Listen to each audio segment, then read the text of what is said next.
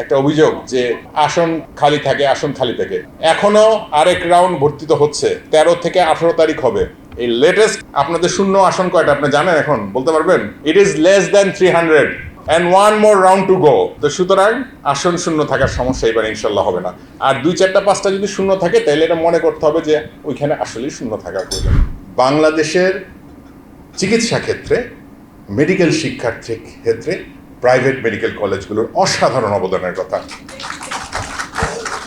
আপনাদের কারণেই সরকারি মেডিকেল কলেজে আমরা যতজন ছাত্রছাত্রী ভর্তি করি তার চেয়েও প্রায় 20% বেশি শিক্ষার্থী বেসরকারি মেডিকেল কলেজে ভর্তি হয় এবং তারা ডাক্তার হয়ে বের হয়ে আমাদেরকে সেবা দেয়।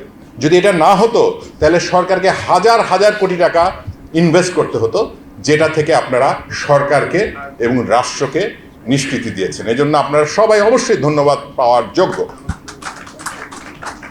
অতীতে আমি দেখেছি আপনাদেরকে ওই যেটা বলেছেন যে বৈমাত্রীয় আচরণ হয়তো এরকম করা হতো, কিন্তু আমি এটুকু বলতে পারি যে বর্তমানে অ্যাটলিস্ট আমার অধিদপ্তরে কখনো এই আচরণ করা হয় না। আমরা সবসময় একদম ইকুয়ালি, বলেন মজেম ভাই, কখনো আমরা কোনো, বা মবিন ভাই আছেন, আমরা সমস্ত যে কোনো মেজর ইস্যু হলে, যে কোনো সিদ্ধান্ত হলে আমরা আপনাদের সঙ্গে পরামর্শ করি, আপনাদের সহযোগিতা করি এবং আমরা বেশ কিছু সমস্যার সমাধান কিন্তু মধ্যে করেছি।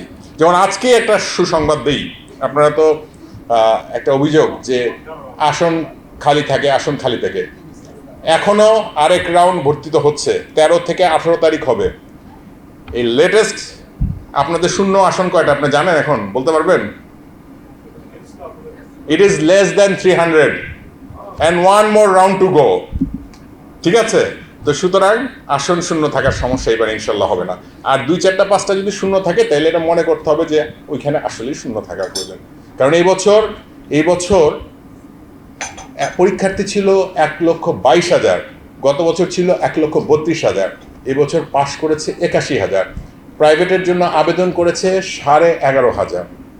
এত কিছুর পরেও যদি কোনো মেডিকেল কলেজে আসন শূন্য থাকে এটা তার সমস্যা, ইটস নট স্টুডেন্টস প্রবলেম বা ইটস নট সিস্টেমস প্রবলেম। না, এটা সবার ক্রেডিট। আমরা যেটা চেষ্টা করেছি, এটা পজিটিভ ভাইব দেওয়ার চেষ্টা করেছি। আমরা চেষ্টা করেছি স্টুডেন্টরা যেন আকৃষ্ট হয়, স্টুডেন্টরা যেন মেডিকেল পড়তে উৎসাহিত হয়। আমাদের বিএমডিসি সভাপতি মহোদয় বলেছেন যে একটা ডাউনওয়ার্ড ট্রেন্ড আছে, বিশেষ করে ছেলেদের মধ্যে। আমরা যখন মেডিকেলে পড়েছি 70% ছেলে, 30% মেয়ে। এখন রিভার্স হয়ে গেছে, ছেলেরা এখন আর পড়তে আসছে না এবং দ্যাট ইজ এ প্রবলেম। এটা নিয়েও আমাদের একটা বিষয় চিন্তা করতে হবে। আমরা নানা বিষয়ে সহযোগিতা করার চেষ্টা করেছি, বিদেশি স্টুডেন্টরা যেন আসে সেজন্য আমরা মালদ্বীপে গিয়েছি, নেপালেও যাওয়ার ইচ্ছা ছিল আমাদের টিমের, কিন্তু সম্ভব হয়নি। এবং আমরা চেষ্টা করছি আরও আনকমন জায়গা থেকে, যেমন Indonesia, east Africa, Tanzania, Kenya, এসব দেশ থেকে যেন আপনারা ভবিষ্যতে স্টুডেন্ট পান, সেটার জন্য আমরা সচেষ্ট আছি।